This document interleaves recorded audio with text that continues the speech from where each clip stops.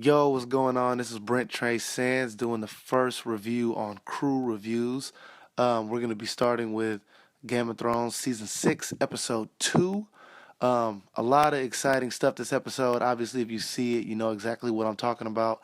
We're going to break down a couple of scenes, give my opinion on what I think this scene actually means, the deeper meaning of it, and leave comments, opinions, anything you want me to cover maybe for next time. Let me know.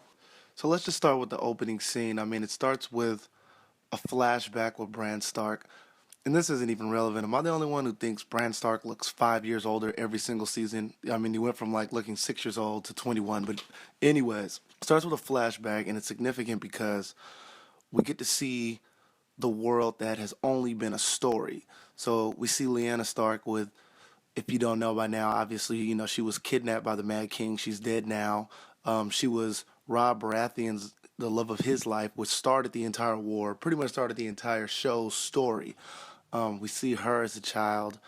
The other thing that we get to see is Hodor, which, he's known as like the simple giant.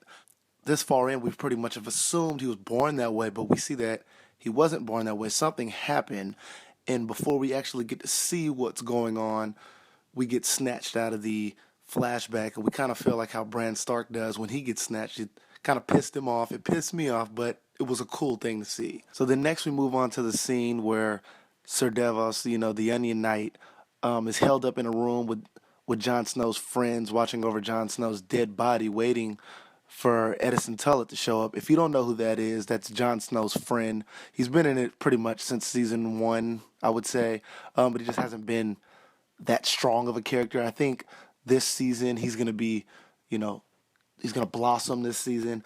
I was starting to believe that maybe he was going to be the next Lord Commander of the Night's Watch. Not sure about that. Maybe. Obviously, you guys know the Jon Snow thing, that he's back, but it also says in the Night's Watch, if you die, obviously that's when your vows are wavered, I guess, but he died and he's back. I mean, I don't know. Maybe he might not be Lord Commander. Maybe he got to go fulfill his time, since we all pretty much feel like he's a Targaryen anyways. Maybe this will be his time to be able to go fulfill his actual journey. But so Ed pretty much shows back up with the wildlings, saves Sir Davos and the Onion Knight and Jon Snow's friends, and owns Thorin and locks up and puts him in jail. So we're gonna see where that goes. I don't really have too much of a prediction on what's next. This next scene is not really important. I just thought it was fucking hilarious. The guy telling the story about Cersei walking through and her tits are bouncing. It doesn't mean anything, but I thought it was super funny, so I just decided to throw that in there.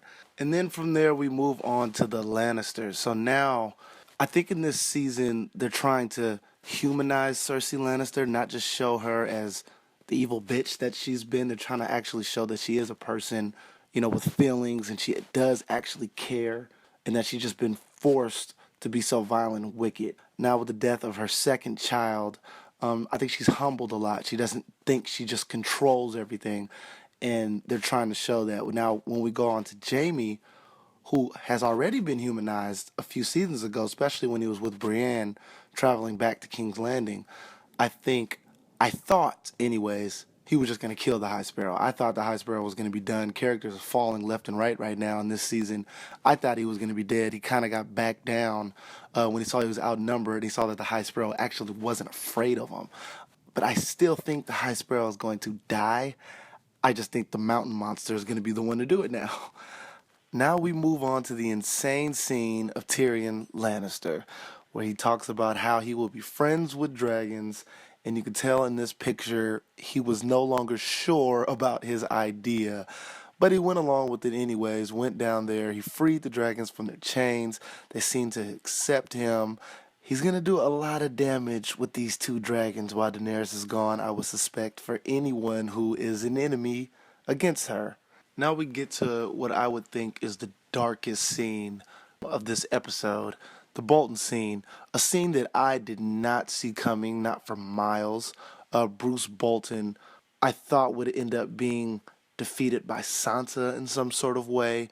I would think the Starks were the ones to take it out. I did predict that Ramsay would end up killing the brother if there was to be a brother being born from his father, but I didn't see him killing the father.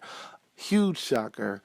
Such an insane scene. And now I think the North is in a bit of trouble with this crazy bastard, Ramsey Bolton, now in control of Winterfell. It should be fun to watch this season with that asshole at the helm. He even killed the poor Frey woman brutally with the dogs. That guy's he's just an all around dick.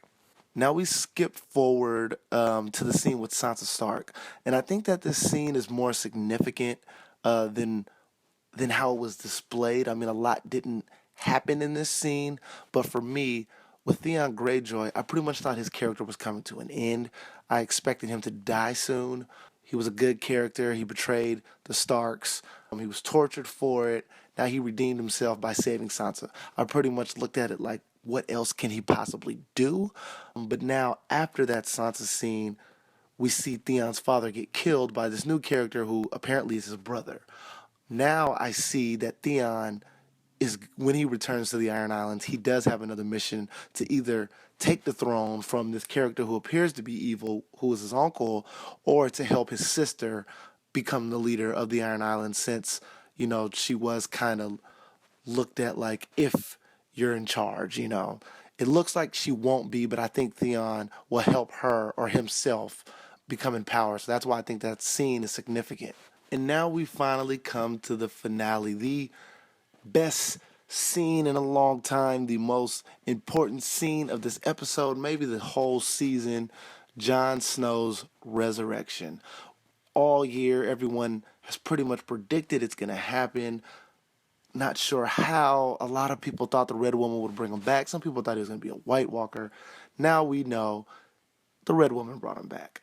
And that's good for her because so far from what we've seen in this season with her, she's lost all hope, almost all faith and confidence. She was the most confident character the previous seasons, and all of her predictions led Stannis to his death, his family to his death, pretty much the entire army.